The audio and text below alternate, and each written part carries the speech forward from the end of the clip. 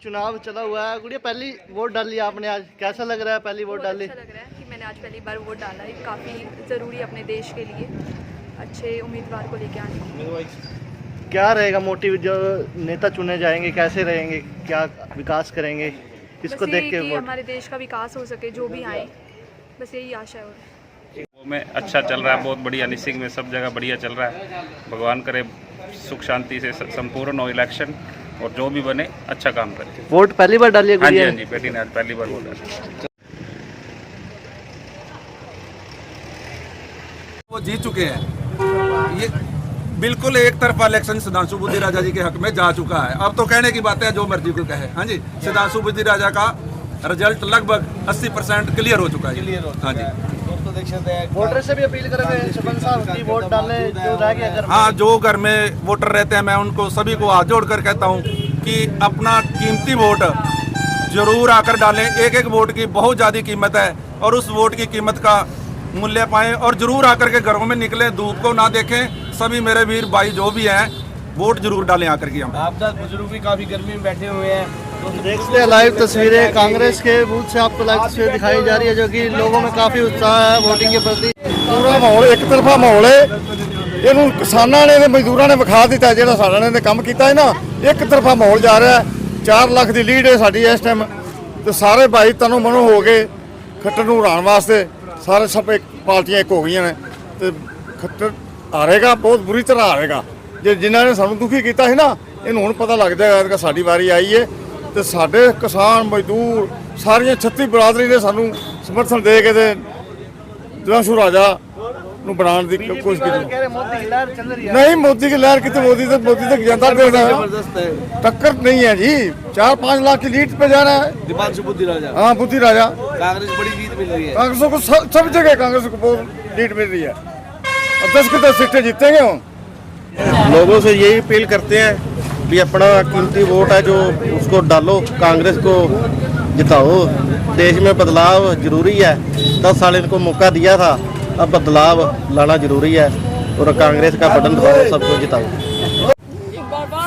फिर एक बार, फिर एक बार, फिर एक बार, अब की बार, अब की बार।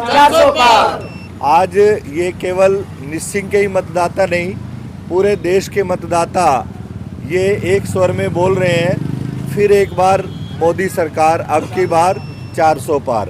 ये सारा मोदी का परिवार है।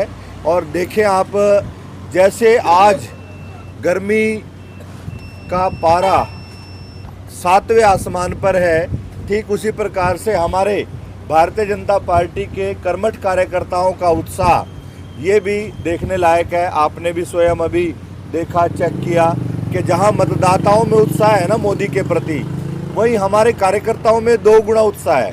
और किसी के ऊपर कोई गर्मी का असर नहीं, कोई मौसम का असर नहीं, केवल और केवल एक ही लक्ष्य है कि इस बार मोदी सरकार 400 पार आ रही है अब की बार। निश्चित रूप से आ रही है, कहीं कोई शंका नहीं है, 1% भी। निश्चित रूप से इस बार 400 पार होगा, और 400 पार होने के बाद जो मोदी जी ने एक लक्ष्य दिया था वो लक्ष्य पूरा होगा। और मोदी जी ने जो अधूरे संकल्प की गारंटी ली हुई है, वो गारंटी होगी कि इस बार हम भारत को विकसित राष्ट्र बनाएंगे, इस बार हम भारत को सशक्त भारत बनाएंगे, श्रेष्ठ भारत बनाएंगे। इस बार हम भारत को अपना क्या बोलते हैं, सशक्त भारत के साथ साथ अपना दुनिया की 5वीं अर्थव्यवस्था बनाएंगे। पिछली बार क्यों नहीं बनाया, यही बात पीछे क्यों नहीं लागू हुई? एक्चुअली में क्या होता है कृष्ण जी, हर चीज़ के लिए समय चाहिए। अब जितनी बार जितने काम मोदी जी ने 10 साल के अंदर किए हैं, वो हम सब के सामने है, देखने वाले उदाहरण ही हैं। और बाकी सारी चीज़ें जो रह गई हैं वो इस टर्म में पूरी करेंगे। एक बार तो सारी चीज़ें नहीं हो सकती ना जी, उसमें समय लगता है, हर काम में समय लगता है, व्यवस्था चाहिए होती है। तो इस बार का जो लक्ष्य है, इस बार देश ने ठान लिया है कि मोदी जी का इस बार प्रधानमंत्री बनना अत्यंत आवश्यक है। और मोदी जी जैसे ही इस बार प्रधानमंत्री बनेंगे, जो भी हमने अधूरे काम है वो निश्चित रूप से पूरे होंगे। नाराजगी वो भी दूर की जाएगी जी। निश्चित रूप से जो भी नाराजगी है, पहली बात तो नाराजगी ऐसी कोई है नहीं। नाराजगी यदि होती तो 2014 में भी विपक्ष ने 19 में भी ये नारा दिया था कि कैसे मोदी जी आएंगे, मोदी जी का जुमला है। लेकिन 19 में आपको ध्यान होगा, 14 में मैंडेज आया 285, 282, उसके बाद 302। इस बार आप ये देखिए जो आंकड़ा है ये 400 पार करेगा। यदि नाराज़गी होगी तो वो नाराज़गी होती तो फिर ये 302 कैसे आते पिछली बार। और इस बार हम लोग इस समय 6ठे फेज़ का चुनाव चल रहा है और 5 फेज़ की जो सर्वे रिपोर्ट आ रही है, लोगों के व्यूज़ आ रहे हैं, उसमें आ रहा है कि हम 350 क्रॉस इस समय कर चुके हैं। निश्चित रूप से इसमें कोई 1% भी संकोच और निस्संदेह नहीं है। काफिले के दौरान विरोध भी हुआ है, उसका भी कुछ असर रहेगा वोटर्स? ऐसा है, देखिए लोकतंत्र में इस प्रकार के विरोध का कोई स्थान नहीं है। जनता सब समझती है, जनता सब जानती है कि ये विरोध करने वाले कौन हैं और विरोध करने वालों का क्या मनसा है, क्या इच्छा है, सब जानती है देश की जनता।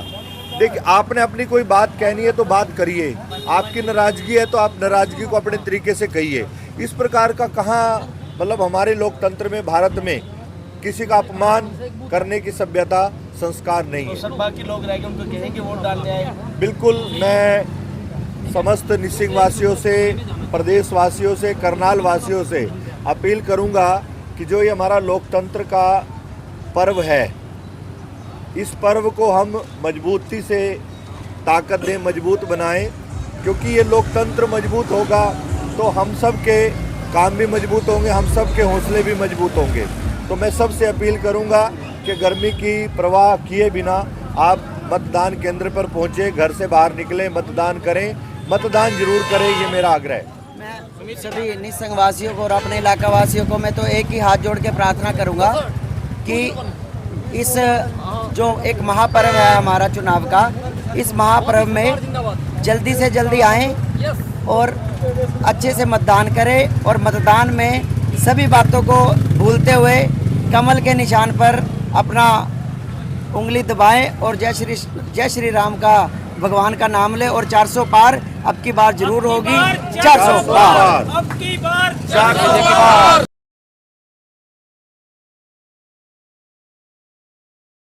एक तरफा माहौल लग रहा है, पूरा जो है कांग्रेस का दामन थाम लिया है, तो कांग्रेस में हो गए सब, कांग्रेस में हो गए। आज दीपांशु बुद्धि राजा एक बड़ी जीत मिलेगी जिनको, बड़ी जीत की तरफ बढ़ रहा है दिव्यांशु, पूरा समर्थन मिल रहा है और बुजुर्गों का आशीर्वाद मिल रहा है।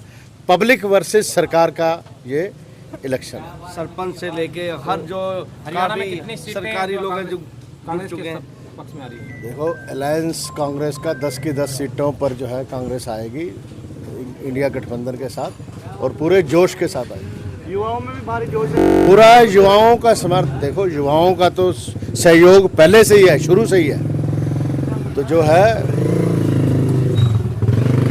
वोटर से भी अपील करें जो वोटर घर है वो डालने जाते हैं, ज़्यादा वोट का आंकड़ा बढ़ाए।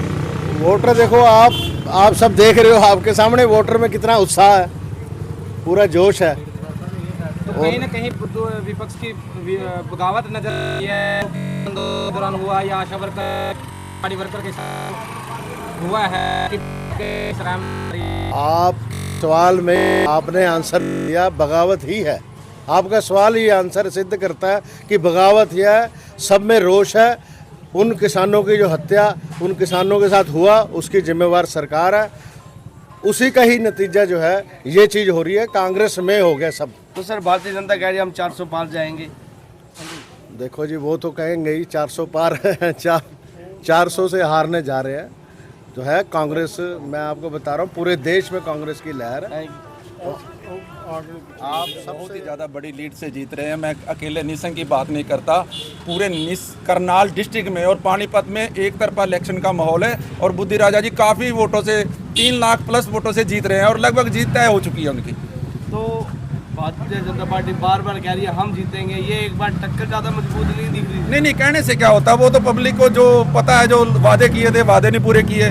किसानों पे लाठियाँ बांधी और सरपंचों पे बांधी और कर्मचारियों को भी बेचारों को कई जगह पे इन्होंने रोक रोक के लाठियाँ मारी हैं। आशा वर्कर, आंगनवाड़ी, जेबीटी टीचर सभी आज अपनी जिनका गुस्सा आज निकलेगा। मैं कहता हूँ इन्होंने कोई आदमी छोड़ा नहीं है, चाहे कोई किसान है, चाहे कोई टीचर है या कोई भी है, सबको इन्होंने लाठियों से पीटा है। सरपंच एसोसिएशन भी पूरा कांग्रेस के साथ है। मैं कहता हूँ हमारे निसंग ब्लॉक के या और भी अन्य सारे के सारे सरपंच कांग्रेस के साथ लगे हुए हैं। एक करनाल 12 सेक्टर में देखा होगा आपने, पूरा उसको धरना स्थल बना दिया था, टेंट लगे रहते थे, पूरा सारे टेंट वहाँ से हटे नहीं आज तक। करनाल धरना स्थल यही तो रोज था, वहाँ तो परमानेंट घर बन चुके थे। वही तो, कोई एम्प्लॉइज देखो खून के आंसू लगाए सरकार ने, खट्टर साहब ने, उसका जो है नतीजा भुगतेगी सरकार। और जो है ये मैंने आपको पहले ही बताया, ये पब्लिक वर्सेस इलेक्शन है। ये करनाल लोकसभा की 9 के 9 हलकों की जनता जो है मुख्यमंत्री के साथ इलेक्शन लड़ रही है। दिव्यांशु अकेला नहीं, ये पब्लिक लड़ रही है। ये रिपब्लिक का इलेक्शन है, युवाओं का, ये युवाओं का इलेक्शन है, साथ जुड़े हुए हैं सब, युवाओं का इलेक्शन है। आपने देखा सब में कैसा जो है सरकार के प्रति रोष है और उल्लास है, खुशी है यूथ कांग्रेस अध्यक्ष के प्रति। युवाओं में बड़ा एक है कि हमारा युवा हमारे ही बीच में से आकर एक लड़ाई लड़ने जा रहा है। देश की सबसे बड़ी असेंबली में, महापंचायत में पहुंचकर करनाल लोकसभा के लिए लड़ाई लड़ेगा। और जो परेशानियां, वो परेशानियां लोगों की थी, जो आशा वर्कर थी या किसान वर्ग था या और भी एम्प्लॉइज़ हैं, अभी आप पीछे देख ही रहे थे, अभी ये कुरुक्षेत्र साइड जो जिन्होंने अभी धरना प्रदर्शन पे कपड़े उतार के वो दिया फायर ब्रिगेड वाले, तो इन सब की लड़ाई, करनाल लोकसभा की लड़ाई, हरियाणा की, देश की लड़ाई जो है कांग्रेस जो है अपने